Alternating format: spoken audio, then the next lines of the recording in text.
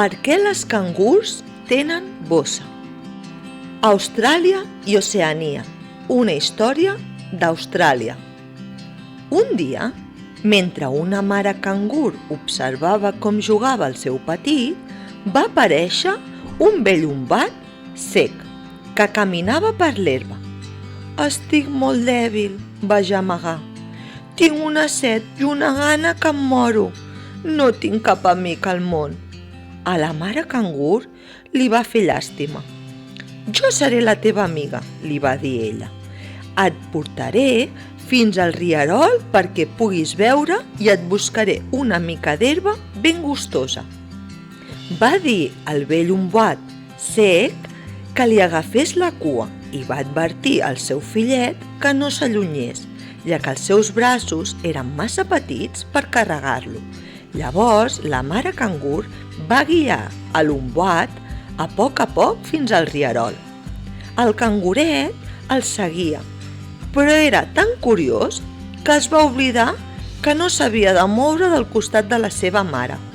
Mentre l'umbat bevia i menjava una herba ben verda, la mare cangur va descobrir que el seu fillet havia desaparegut. Tot d'una va veure un caçador a la vora. La mare cangur es va adonar que l'umbat, indefens, corria perill. Aleshores, la mare cangur va picar de peus a terra per atreure l'atenció del caçador i va saltar cap als arbustos per apartar-lo de l'umbat desvalgut. El caçador va seguir la mare cangur durant molta estona, fins que al final, esgotat, va abandonar la persecució. La mare cangur va tornar al rierol i, alleujada, va comprovar que el seu fill dormia sota un arbre de cautxú. Ara bé, l'umbat havia desaparegut. Llavors, per sorpresa, van aparèixer els esperits del cel. El nostre pare cel ha baixat i ha adoptat la figura d'un umbat per saber quina criatura tenia el cor més pur, van explicar.